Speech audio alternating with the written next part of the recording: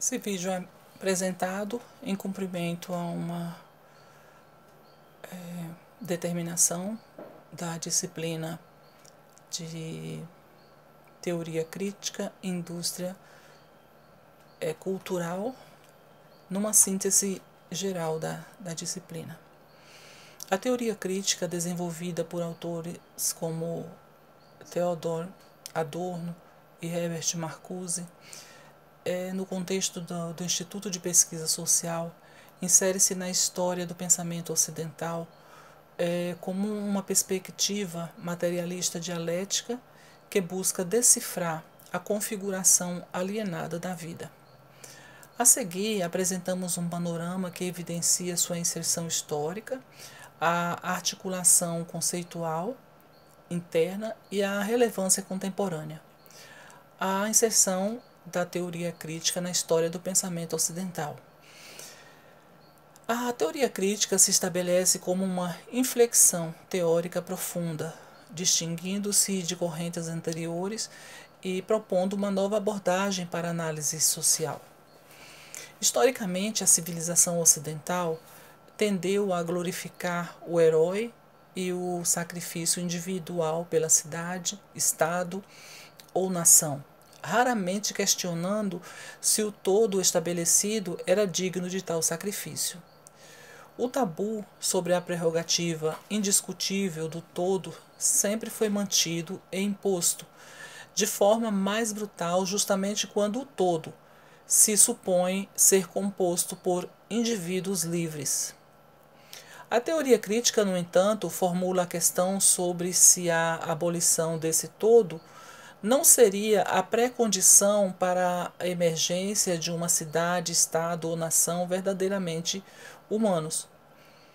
A perspectiva da teoria crítica, especialmente em Adorno, se apoia na decifração crítica do pensamento já realizado e se realizando, como uma construção material histórica.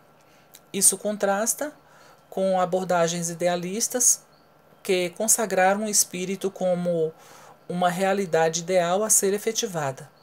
Por exemplo, o viés idealista ético de Max Weber, que impõe ao indivíduo uma ordem de coisas inalterável na qual deve viver a fatal gaiola de ferro, é substituído pela perspectiva materialista dialética de Adorno, onde o que parece cálculo racional se decifra como semiformação da indústria cultural.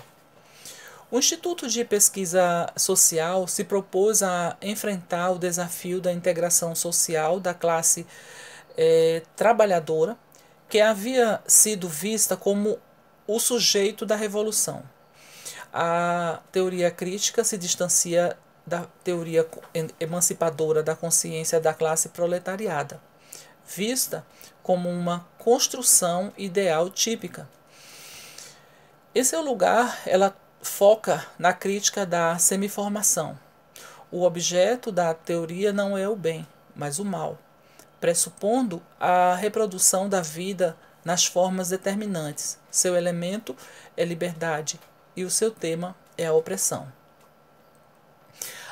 A teoria crítica de Adorno articula conceitos essenciais para apreender a sociedade capitalista contemporânea em sua tendência à totalização social integradora. Vamos falar sobre a semiformação. A semiformação é o conceito central que designa a determinação social da formação na sociedade capitalista contemporânea.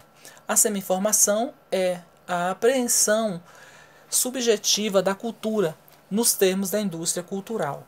A cultura, tomada pelo lado de sua apreensão subjetiva, é a formação. O sujeito semiformado é aquele que se sujeita e não experiencia as contradições sociais da produção efetiva da sociedade. A sociedade deve ser apreendida como reificação, uma mediação socialmente invertida. A semiformação é o espírito tomado pelo caráter fetichista da mercadoria. O pensamento, nesse contexto, perde o fôlego e é neutralizado, sendo mobilizado para aumentar o valor mercantil das pessoas. A teoria precisa decifrar as determinações objetivas do momento subjetivo. O desafio da teoria é revelar a contradição em processo. Os sujeitos produzem sua sujeição no tempo como semiformação. A finalidade que cabe aos sujeitos é serem sujeitos da reprodução de um mundo em que sua condição é de sujeitos sujeitados. Os homens dão seu assentimento à cultura de massas porque precisam dos hábitos, os passaportes, necessários na vida monopolizada, e o preço é a total cessão da vida com a obediência subalterna face à odiosa imposição. A indústria cultural é o mecanismo fundamental que produz e reproduz a semiformação. Adolfo e Horkheimer mudaram o termo de cultura de massas para indústria cultural, para ressaltar o mecanismo pelo qual a sociedade como um todo é construída sob a égide do capital, reforçando o vigente, reforçando a situação atual. A indústria cultural duplica na consciência dos homens o que existe. Ela força o mundo inteiro a passar por seu filtro. O esquematismo que Kant ainda atribuía ao sujeito é tomado por ele pela indústria. Para o consumidor, não há nada mais a classificar que não tenha sido antecipado no esquematismo da produção. O mundo que permanece irracional e reconstruído é como racionalização planejada pelo capital, resultando na ilusão de que o mundo exterior é o prolongamento da produção.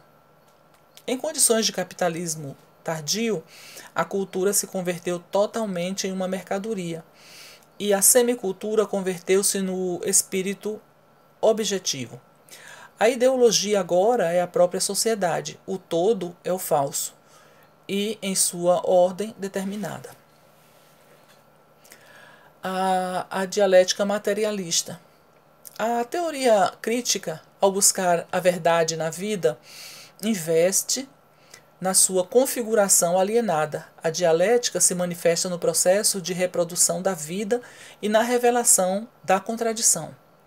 A essência não está atrás da aparência, mas é a reflexão da aparência sobre seu modo de aparecer determinado. O que parece ordem natural decifra-se como ordem socialmente determinada. A profundidade da teoria crítica reside em uma dupla reflexão social. Não basta decifrar o social subsumido no objeto objetivado.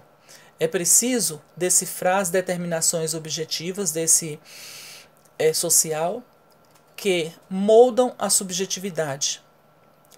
A reificação conduz à necessidade de decifrar as determinações objetivas da produção que determina a subjetividade para preservar a continuidade do vigente.